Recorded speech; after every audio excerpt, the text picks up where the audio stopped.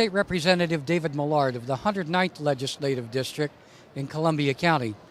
And I'm here at the 97th Farm Show at the Farm Show Complex in Harrisburg. And we're going to be meeting some folks from back in Columbia County who are actual exhibitors here at the Farm Show. And they're going to be telling you about a wide variety of products and activities that are all related to agriculture.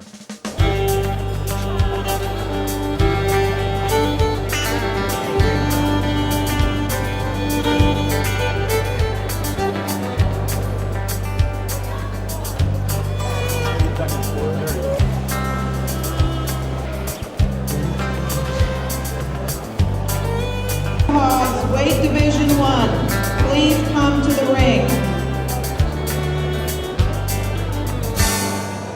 With me is David Folk from Folk's Butterfly Farm, located just outside of Mifflinville and Nescopec in Columbia County. And Dave, would you explain to us all about the butterfly industry? Hey, we run a butterfly farm where we actually raise butterflies for birthdays, weddings, anniversaries. We do a tremendous amount of education. We actually have school tours that come in where we teach them about the habitat for the butterflies, we teach them about the anatomy and the life cycle of the butterflies. It's all a curriculum-based endeavor when they come and visit our farm. So we have all the plants for the caterpillars to eat, and we teach them what each one of the plants are for each butterfly. The eastern black swallowtail likes dill, parsley, or fennel. Milkweed is for the monarchs. And one of the problems is with conservation, too. We teach about the conservation because so many people are killing off the habitat that we're losing more and more butterflies in the Commonwealth. And the butterflies are important as far as an ecosystem in the Commonwealth. That's correct. Butterflies are a great pollinator. They're very similar in aspect to what the bees do. There's a lot of products that people eat in Pennsylvania that we would not have without the pollinators of butterflies.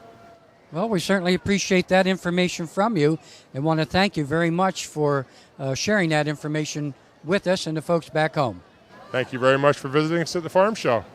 Betcha.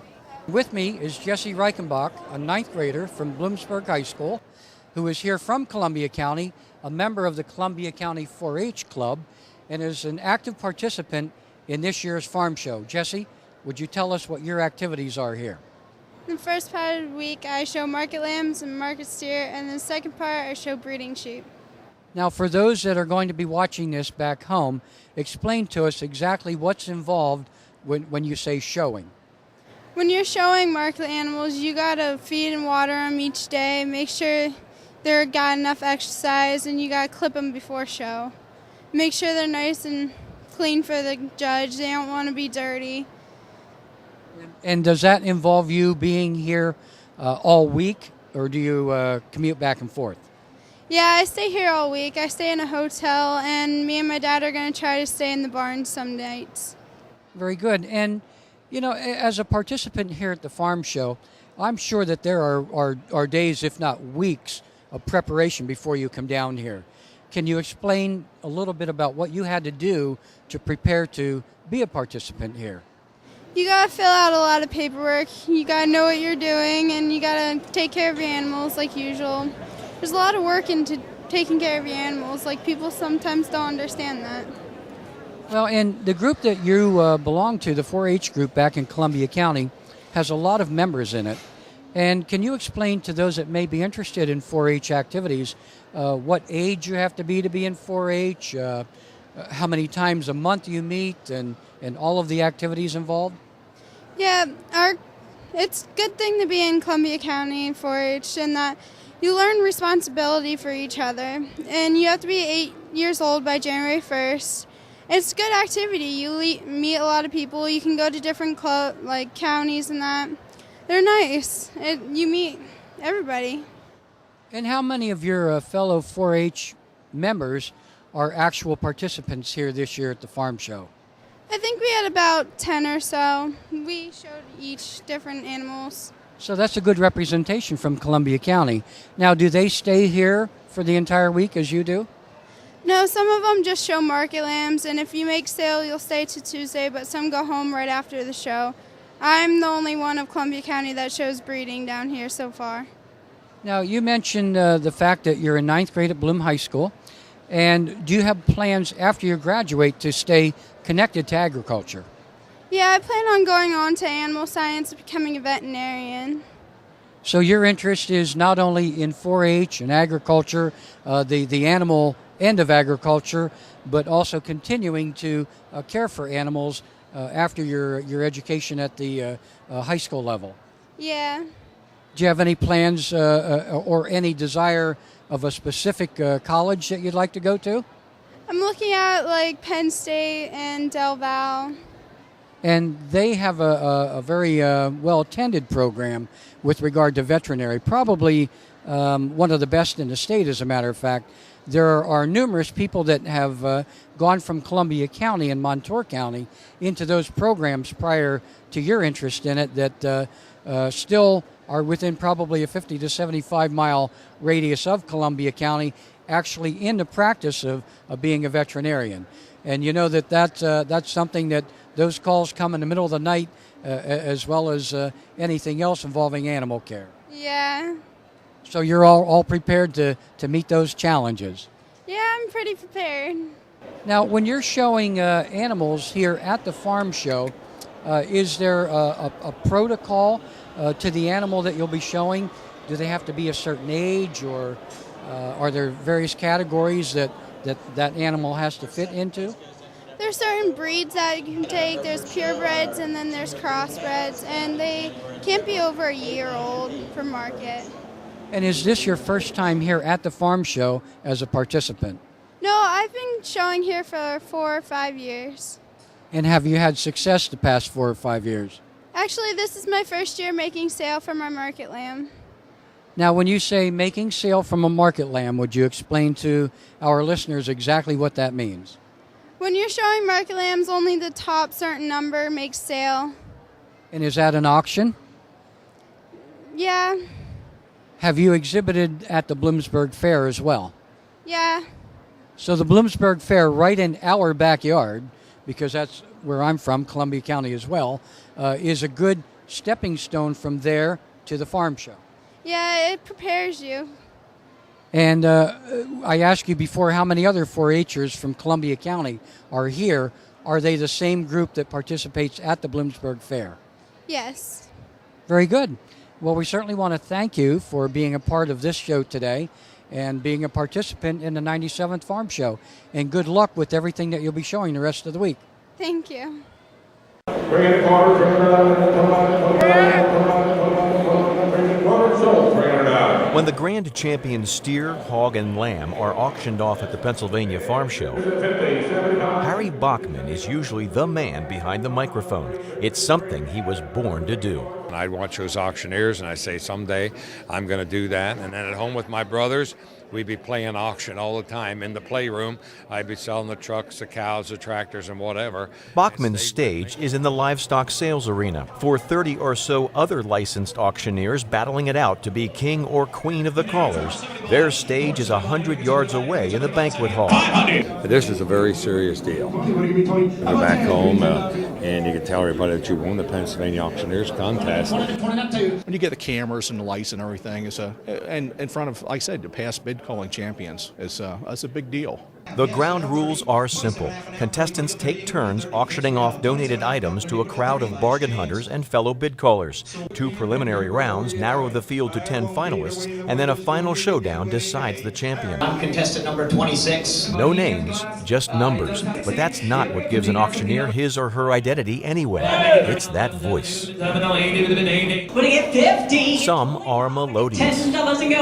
Some are intense. Most are machine gun rapid. It's called the chant, and it's very much an individual thing. But why are all those syllables necessary anyway? The filler is what makes your chant rhythmic and gives it some flexibility. What I was taught was umbid would you give. So somebody will say umbid 1 would you give 2. And then after a while it just sounds like umbid 1 would have been 2, umbid 1 would have been 2 would have been 2. Whatever the style, the auctioneer's objectives are to be heard and understood, even when the bidding gets frenzied. I can work 1 and 2, sometimes 3 bidders, but usually you work your first 2 bidders, Whenever one of them drops out, then you'll go to another bidder. Of course, a good bid caller is expected to be knowledgeable about what he's selling and to drive the price of it as high as it'll go. We're not concerned about where we start, it's where we finish. The bid is, the high bid is established by the buyer, not the auctioneer or the seller. It's the want and desires of the audience. Among the past champions in tonight's crowd is 2003 winner Brent Souter, who briefly took the stage for an exhibition performance. Well, I started actually when I was 13, helping an auctioneer set up auctions, and through high school I aspired to do that, and coming out of high school was contacted by the Alderfer Auction Company, and they hired me, sent me to school. I apprenticed through them, and the rest is history. Souter's calling to call began in childhood. For many others, it came from family tradition. My father started the auction business after he retired from the service, and he started his own auction barn, and then he pulled me in, and I was apprentice with him for 2 years, and then we did auctioneering as a father-daughter team. Even though only one will be judged best, all the contestants at this year's competition will use this experience to improve their skills and in turn their livelihood. And they're all quick to point out that showtime, as they call it, is just one part of being an auctioneer. You got to get the contract signed, you got to get your advertising in place, and then you got to come back, get pictures, get the content list, put that all into spreadsheets, get it sent out to newspapers, get it put on websites. You have to not mind crawling in dirty, dusty attics. You have to enjoy what you're doing because there's a lot of hard work involved. I just love everything about the business. I love the history behind it. I love the people behind it. There's a different story for everything that you sell. With me today is Brenda Auker from Auker's Apiary in Millville in Columbia County. And she's joining me at the 97th Farm Show to explain to us everything about beekeeping. And Brenda, I understand that you're part of an organization back in Columbia County that deals with bees and the honey industry. Yes, I'm a member and a founding member of the Beekeepers of the Susquehanna Valley, and we are members from Columbia and Montour, Northumberland, and beyond that. Well, we know that agriculture is a very important part of the commerce in Pennsylvania. Agritourism is a number one industry, and certainly you're playing an important role in that industry. And we know that your particular industry a couple of years ago was threatened with the colony collapse disorder. Can you give us an update of what ramifications that had with your industry and where we've come since then? Well, colony collapse disorder was a very serious thing. It started in about 2006 is when we first started noticing the problems. And we were beginning to think that we were just bad beekeepers.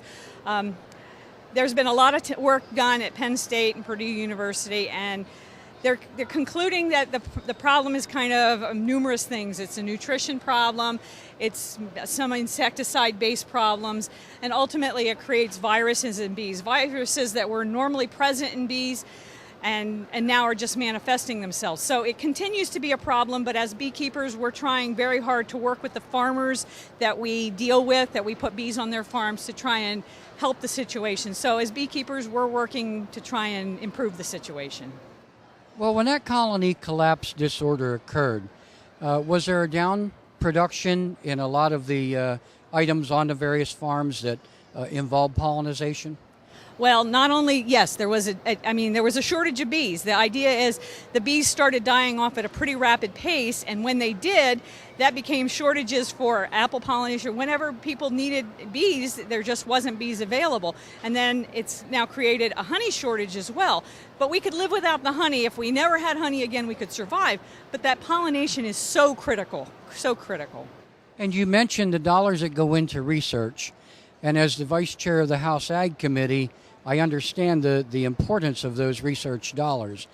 And with the research that we have, the partnership with Penn State, it's a continuing research.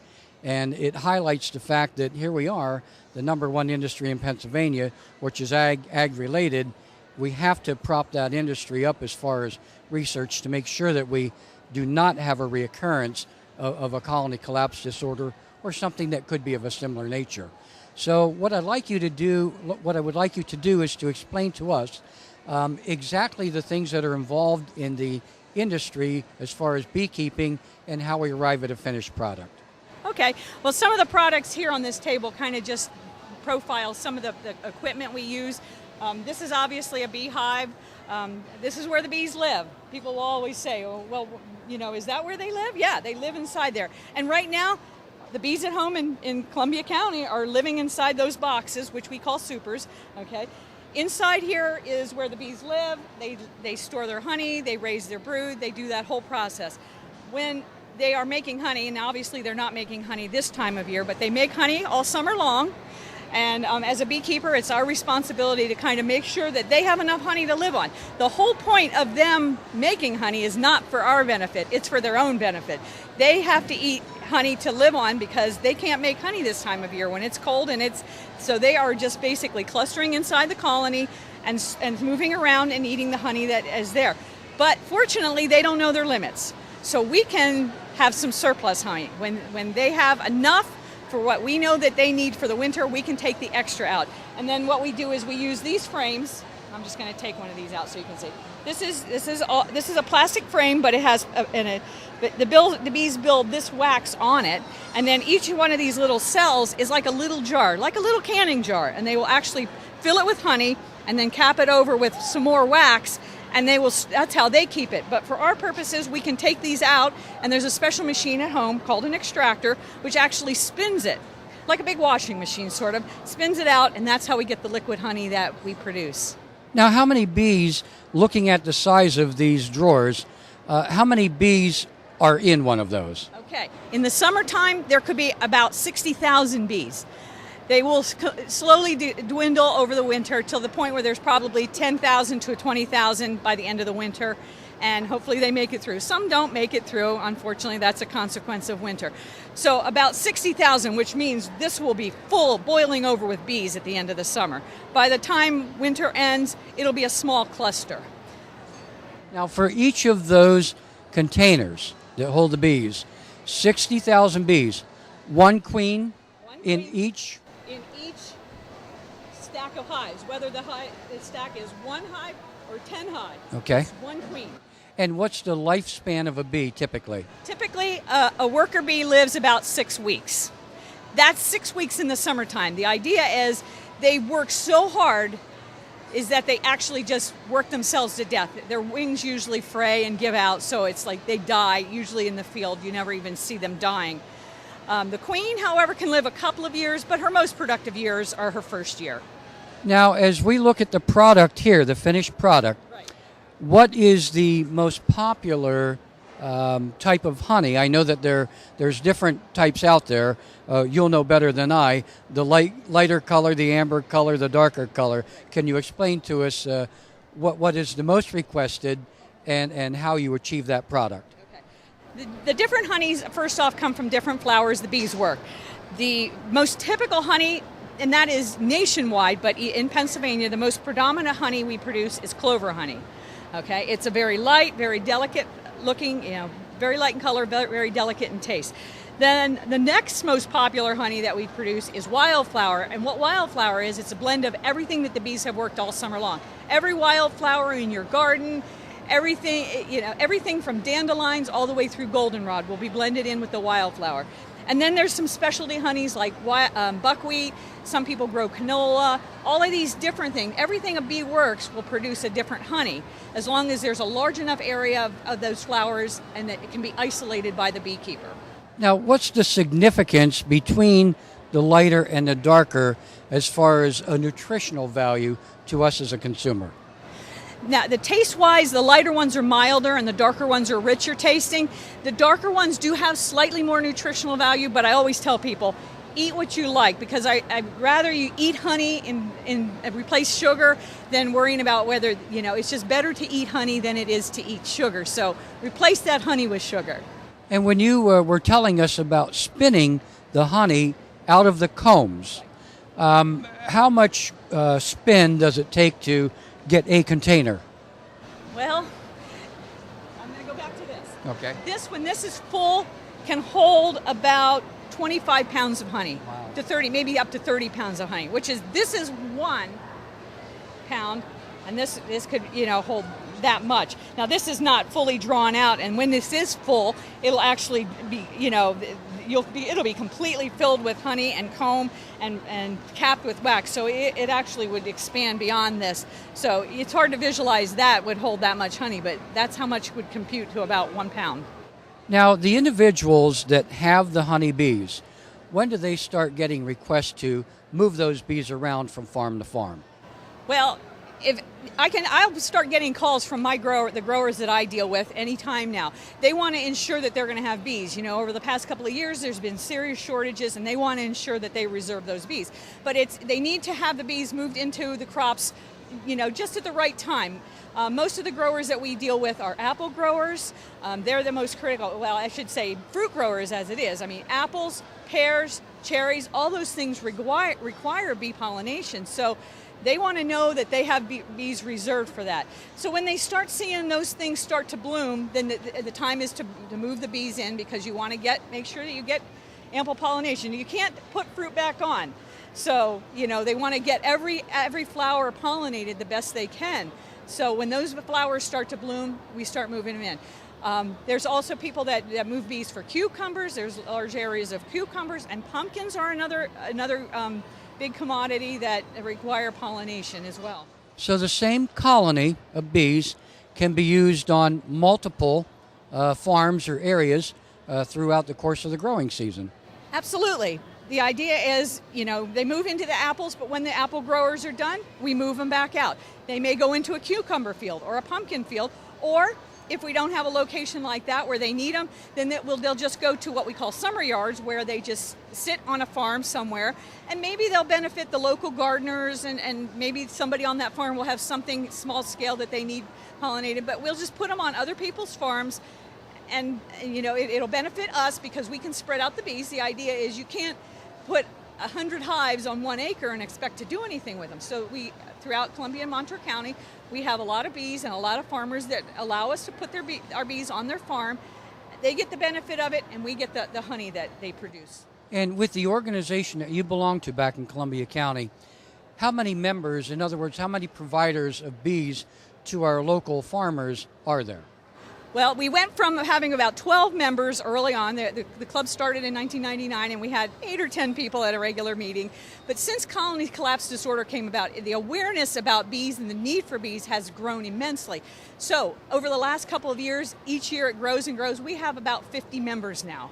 So we know that in Columbia and Montour counties, that all of our crops by the various farms are well attended to by the bees out of your organization. I would think so, because we have more and more new people all the time, and a lot of them, once they get hooked by the buzz, I guess, once they get hooked into beekeeping, it doesn't take them long to go, oh, I have 1 now, I'll have 2 next year, and I'll have 5 next year, and it grows from there. That's how it is. Well, very good. Well, I really appreciate the fact that you gave time to provide this interview and really educate us on what occurs around us that we may not be aware of. Any parting comments? No, this was very fun, and come to the farm show and buy honey if you can. All right? Absolutely. Well, thank you again. We appreciate that. Thank you.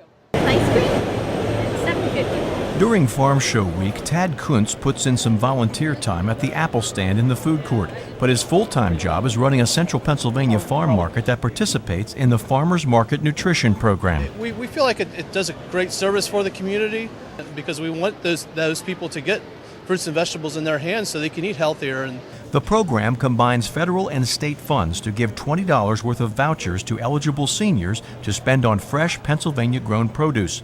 It provides the same service plus free supplemental foods to families who participate in the Women, Infant, and Children programs. the farmers markets are growing very rapidly right now. Almost every city has farmers markets now, and most of the farmers markets, most of the vendors accept the vouchers, so they can use them there and get fruits and vegetables in their hands. And the quality is so much better than what they're used to seeing at the grocery store in many cases.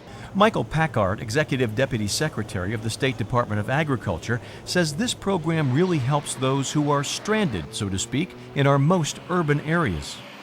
There's areas of cities which are deficient.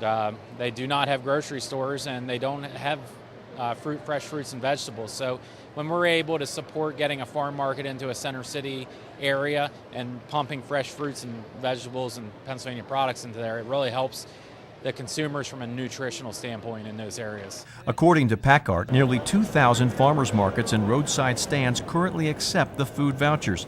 He believes even more will get on board once the word spreads about another brand new program. We just received a federal grant about a year ago to purchase 138 EBT readers. Those are the electronic benefit readers, and these readers are wireless, so they enable a farm market that's wherever in Pennsylvania to be able to accept SNAP benefits from people coming to the farm market. So that was always a barrier possibly, as people, especially those at need or nutritionally at risk, did not feel they could afford the products.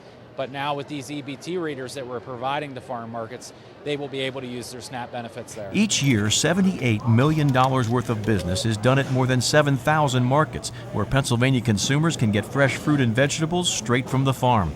The Farmers Market Nutrition Program creates more customers for these markets while helping more people improve the nutritional value of their diets. Truly a win-win situation. It is a guaranteed income from us because it's a check that can't bounce. We turn it into to our bank, and we get the money in return. And in return, it's great for the people. And farmers always want to, we want to help the people. For more information on the Farmers Market Nutrition Program or the EBT machine grants, see the Department of Agriculture website at agriculture.state.pa.us.